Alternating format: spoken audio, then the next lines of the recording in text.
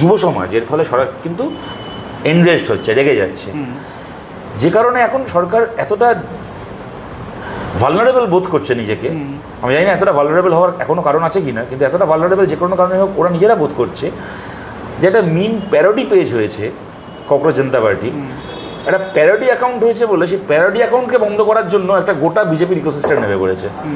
যারা কিনা, যাদের কাছে কিনা পৃথিবীর সবচেয়ে বড় আইটি সেল আছে, তারা একটা ইনস্টাগ্রাম পেজে পা থেকে মাথা পর্যন্ত কাঁপছে।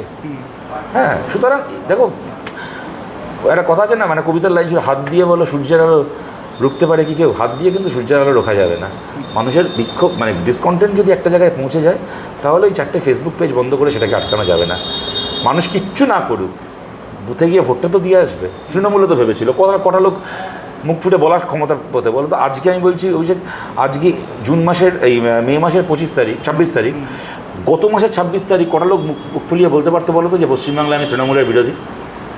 কিন্তু কয়েকদিনের মধ্যে ভোটের রেজাল্ট বেরোলো, দেখে তৃণমূল এলাকা সারা হয়ে গেল। সুতরাং মানুষ আর কিছু করুক না করে বুথে গিয়ে ভোটটা তো দিয়ে আসবে। তুমি ককরোচ জনতা পার্টির প্রসঙ্গটা তুললে, সেই কারণে এটা খুব সিগনিফিক্যান্ট একটা ইস্যু হয়ে দাঁড়িয়েছে এবং ক্রমশ বিস্ফোরক দিকে যাচ্ছে। তুমি কি কোথাও এটা বিশ্বাস করো বা তোমার কি কোথাও মনে হচ্ছে যে ভারতবর্ষ একটা ডিপ স্টেটের মুখে দাঁড়িয়ে রয়েছে, একটা যুব বিস্ফোরণের সম্ভাবনা রয়েছে?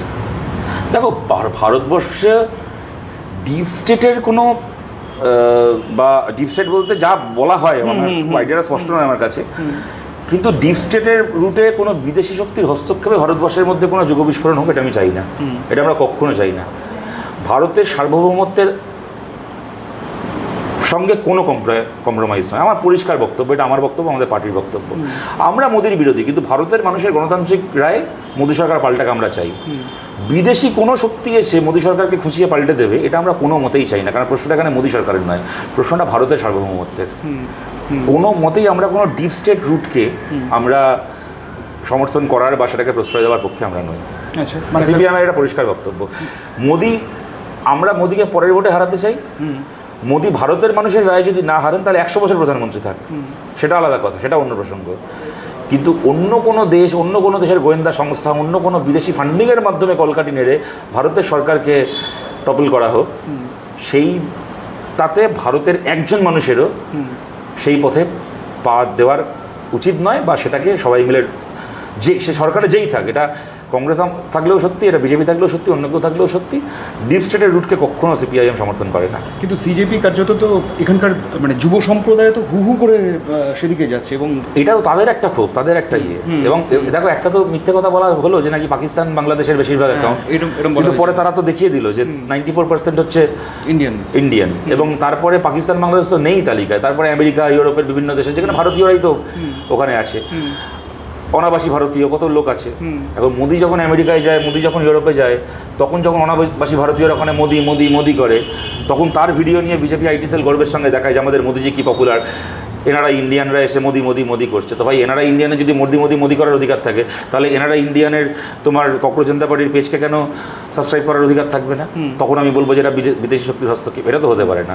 94% তো ভারত থেকেই সাবস্ক্রাইব করেছে, আর বাকি ইউরোপ, আমেরিকার ওসব যদি অনাবাসী ভারতীয়রা করে থাকেন, তারা তো ভারতের নাগরিক, বাইরে কাজ করছেন। মোদি বলেছিলেন যে আমি গভর্নমেন্টে আসলে নাকি ভারতে এমন অর্থনৈতিক শ্রীবৃদ্ধি হবে, সব এনারাই নাকি ভারতে ফিরে আসবে। এখন দেখছো তো ভারত থেকে চলে যাওয়ার ধুম পড়ে গেছে, কেউ তো ফিরে এসছে, একজন তো ফিরে এসছে বলে আমরা শুনি না। এই বিজেপি নেতাদের ছেলে মেয়েগুলোই তো বিদেশে গিয়ে এই কী বলে, ওই অনুরাগ ঠাকুর না, কি নাম বলে, ওই যে মিনিস্টার ছিলেন আগের বার, এবার মিনিস্টার নন, অনুরাগ ঠাকুর। তারপরে এই দেশের ছেলে মেয়েগুলোই তো দেখি এখন বিদেশে পড়াশোনা করে, বিদেশে সেটেল করে গেছে। তো ওদের নিজেদের ছেলে মেয়েরা বিদেশে চলে যাবে। তো এখন বাইরের অনাবাসী ভারতীয় আছে বাইরে, যারা মোদি গভর্নমেন্টের আমলে অর্থনৈতিক কারণে অপরচুনিটি পায়নি দেশে ফিরে আসার বা দেশে থাকার, তারা যদি বিদেশে গিয়ে এখন ককরোচ জনতা পার্টি পেজকে সাবস্ক্রাইব করে, তো তাতে কী অসুবিধা কী আছে তাদের? না, কিন্তু মানে এরা যে 5টা এজেন্ডা নিয়েছে, যে নিশ্চয়ই দেখেছো 5টা এজেন্ডা, এই 5টা এজেন্ডা তো খুব সিগনিফিকেন্ট এজেন্ডা, মানে এগুলোই তো মূল। না, এটা সিগনিফিকেন্ট এজেন্ডা তো, এ তো গেল। এবার তুমি আমার একটা কথা বলো তো, একটা প্যারোডি পেজ, তারা কি বলছে যে যদি কোনো ন্যায্য ভোটারের নাম বাদ দেওয়া হয় ভোটার লিস্ট থেকে, তাহলে সিজিআইয়ের বিরুদ্ধে, এই কী বলে, সিইসির বিরুদ্ধে, চিফ ইলেকশন কমিশনারের বিরুদ্ধে হচ্ছে দেশদ্রোহিতার মামলা করতে হবে। যদি কেউ কোনো ভোটে জেতার পরে কোনো নেতা পার্টি চেঞ্জ করে, দলবদল করে, তাহলে 20 বছরের জন্য সে আর কোনো ভোটে দাঁড়াতে পারবে না। বিগ কর্পোরেটের ফান্ডিংয়ে ভারতের গণমাধ্যম চলতে পারবে না। এবার এই যে কথাগুলো কেমন কোনো সমানাধিকার না, মহিলাদের জন্য 50% রিজার্ভেশন, মহিলারা খালি ভোট দেওয়ার জন্য নয়, তারা দেশ চালানোর কাজে তাদের সমান অংশগ্রহণ হবে। হ্যাঁ, এই যে এজেন্ডাগুলো, আর একটা আছে বোধ হয় ওই ভোটাধিকারের একটা এজেন্ডা রয়েছে, ওটা তো হলো যে যদি ভোটার লিস্ট থেকে বাদ যায় না নাম্বার। আচ্ছা হ্যাঁ, কোনো বিচারক তার কোনো পোস্ট রিটায়ারমেন্ট বেনিফিট দেওয়া যাবে না, যে আমি আপনাকে রিটায়ারমেন্টের পরে এই পাইয়ে দেবো বলে তাকে দিয়ে রায় পেয়ে। এই কথাগুলোর মধ্যে কোনটা বেশি র্যাডিক্যাল হতে পারে? কেউ বলতে পারে যে না 20 বছরের জন্য সাসপেন্ডটা বেশি হয়ে যাচ্ছে, 5 বছর সাসপেন্ড করাটা যথেষ্ট। কেউ বলতে পারে যে না, মহিলাদের জন্য 50% রিজার্ভেশনের বাস্তব পরিস্থিতি নেই, 33% হোক, আর বাকিটা জেনারেল সিট থাক, তাতে মহিলারা জিতবে, পুরুষ জিতবে। সেটা তুমি তর্ক করতে পারো, কিন্তু ইন্টেনশনগুলো তো খারাপ না, বা বক্তব্যগুলো তো খারাপ না। আমি বলছি এই যে কথাগুলো বললো, ভারতের 4999টা রাজনৈতিক দল আছে, খালি একটা রাজনৈতিক দলের মনে হলো যে এই কথাগুলোর মাধ্যমে আমাদেরকে অ্যাটাক করা হচ্ছে। কারণটা কি? আচ্ছা আমি বলছি এমন তো নয় যে মোদি যুব সমাজকে কক্রোশ বলেছিল, মোদি যুব সমাজকে আসলে বলেছিল তার ফলে এটা তৈরি, তাও তো নয়। বলেছিল তো চিফ জাস্টিস অফ ইন্ডিয়া, তার একটা কথার রেসপন্স এটা তৈরি হয়েছে। এখানে তো বিজেপি কোনো সিনেই আসছে না। তাহলে why did the BJP IT cell take it upon themselves এই ককরোচ জনতা পার্টির বিরুদ্ধে লড়াইতে নামতে হলো ওদেরকে? আমি যদি বলি যে সমাজে মহিলাদের সমানাধিকার থাক, তাহলে খালি বিজেপির কেন গায়ে লাগে? কেউ যদি বলে যে দলবদলের রাজনীতি বন্ধ হোক, ওয়াশিং মেশিনের রাজনীতি বন্ধ হোক, তাহলে গোটা ভারতে খালি বিজেপির কেন গায়ে লাগে? নারী সংরক্ষণ এটাও তো পাশ করানো গেল না, মানে কেন কে পালন করেছে? পাস করার ডিলিমিটেশনের সাথে বিল কানেক্ট করতে কে বলেছে? তুমি করো না, এই মুহূর্তে করো নারী সংরক্ষণ 33%। আমরা তো পঞ্চায়েতে পুরসভায় করেছিলাম, কোথাও তো ডিলিমিটেশনের গল্প শোনাতে হয়নি, বামফ্রন্ট সরকার তো করেছিল।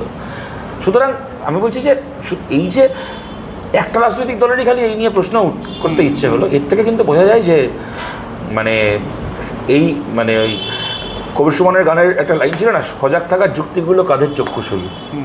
এই সজাগ থাকার যুক্তিগুলো কাদের চক্ষুশূল, এটা বুঝে গেল।